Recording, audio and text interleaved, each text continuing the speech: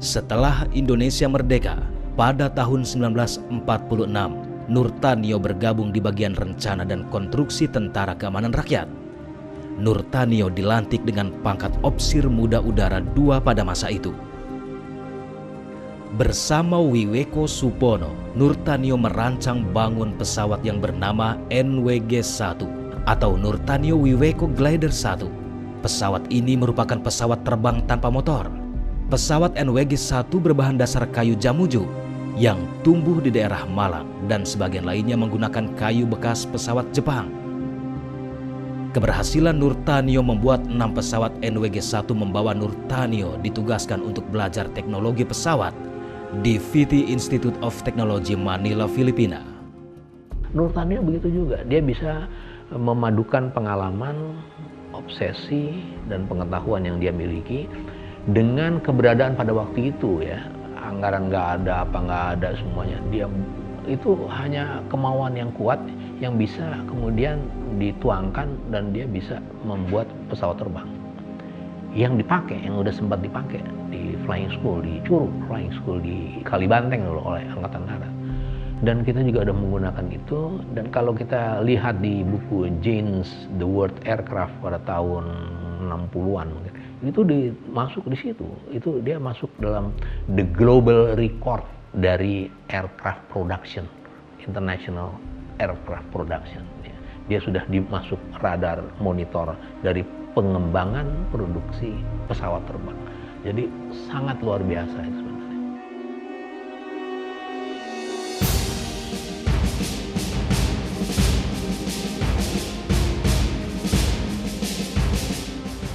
Sejarah mencatat sejak Orville Wright dan Wilbur Wright atau yang dikenal dengan Wright bersaudara berhasil melakukan penerbangan pertama pada tanggal 17 Desember tahun 1903 di Kill Devil Hill, Carolina Utara. Pesawat makin berkembang menjadi temuan baru yang dibutuhkan oleh manusia juga dunia.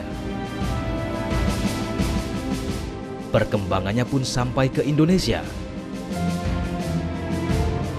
Pada tahun 1904, seorang Belanda, Insinyur Onen, melakukan penelitian terbang layang dengan bahan baku bambu di Sukabumi. Pada tahun 1918, di era pemerintahan Hindia Belanda, pemerintah Hindia Belanda melakukan rancang bangun pesawat mirip Avro 504 buatan Kanada di pabrik pesawat terbang Sukamiskin, Bandung. Tahun 1920, pemerintah Belanda menentukan Kampung Andir sebagai lokasi lapangan terbang baru menggantikan Sukamiskin. Pada 1 November 1928, perusahaan penerbangan Kerajaan Hindia Belanda, KNILM, membuka lapangan Andir menjadi rute terakhir penerbangan Hindia Belanda yang berperan penting pada saat itu. Sebenarnya tak dapat dipungkiri bahwa sebenarnya yang mungkin membawa bangsa Melayu ini melihat pesawat pertama kali adalah mungkin orang Belanda sendiri kan. Waktu itu ketika kita masih dikuasai oleh Belanda, Belanda melihat bahwa pesawat terbang adalah satu yang cocok untuk wilayah Indonesia, untuk menguasai wilayah Indonesia sebesar ini. Ya. Mereka yang membawa teknologi itu ke sini. Tapi yang menarik dari situ adalah ternyata pesawat itu pada masa itu dibuat dari kayu, mungkin bahannya dari kulit, ya, dan Anda tahu bahwa itu barang-barang natural lah gitu ya, dimana kalau di Eropa maupun di Amerika tingkat kelembabannya berbeda. Pesawat itu diimpor, boleh katakan dibawa ke Indonesia untuk bisa digunakan oleh pemerintah Hindia Belanda. Suddenly mereka sadar bahwa ini dibutuhkan modifikasi, adaptasi. Ya. Nah jadi bangsa Indonesia pertama kali ada pesawat bisa terbang ya, boleh katakan maka itu disebut sebagai mesin terbang pada saat itu. Tapi kemudian bangsa Indonesia melihat bahwa mesin terbang ini adalah betul-betul satu mesin, satu yang adalah karya manusia, adalah ketika pesawat itu digunakan, kemudian mulai bisa dikutak-atik gitu, diperbaiki atau di-adjust. atau kayunya waktu itu karena kena distorsi sedikit karena kena humidity mesti diperbaiki, propeller rusak sehingga mesti sebagainya. Kita semua jadi belajar teknologinya.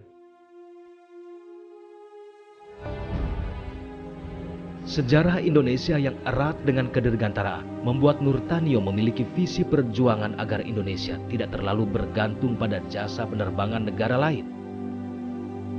Nurtanio pun yakin, kelak Indonesia harus memiliki pesawat terbang buatan sendiri. Memang kadang-kadang itu berawal dari mimpi. Berangkat dari situ, beliau ingin mencoba mewujudkan mimpi-mimpinya itu menjadi kenyataan. Pesawat-pesawat apa yang diciptakan, apa yang diperbuat dan menjadi itu rata-rata memang masih pesawat-pesawat kelas awal, kelas pemula. Tetapi dari situlah kelihatannya almarhum mulai melangkah untuk bisa menjadi seorang inovator, seorang inovasi dalam dunia penerbangan. Kalau kita lihat Pak Nurtanio, beliau ingin bahwa industri penerbangan atau kita menguasai teknologi penerbangan itu sangat tinggi. Kita dimulai mungkin waktu di Jogja, Nurtanio dengan Pak Wiweko membuat pesawat dengan mesin Harley Davidson, pesawat glider dengan tenaga mesin. Kalau kita lihat pesawat itu, kalau sekarang kita bandingkan, ini mungkin pesawat yang sangat-sangat sederhana. Tapi pada saat itu, mesin yang dia punyai hanya mesin Harley, dan selainnya dia desain sendiri. Nah, beliau mendesain juga pesawat-pesawat seperti belalang dan lain-lain, si kumbang. Itu kalau kita lihat fasilitas yang ada pada waktu itu mungkin kalau kita lihat sekarang sangat-sangat sederhana atau bisa dibilang sangat-sangat primitif. Tapi dengan keinginan beliau bahwa teknologi atau kemampuan dirgantara ini harus ada di Indonesia, beliau mendesain bersama-sama timnya, mendesain pesawat, membuat pesawat itu, dan bahkan beliau sendiri juga menerbangkan pesawat itu. Ini untuk membuktikan bahwa kepada orang lain pesawat itu bisa diterbangkan. Jadi beliau juga mengambil risiko untuk menerbangkan pesawat itu.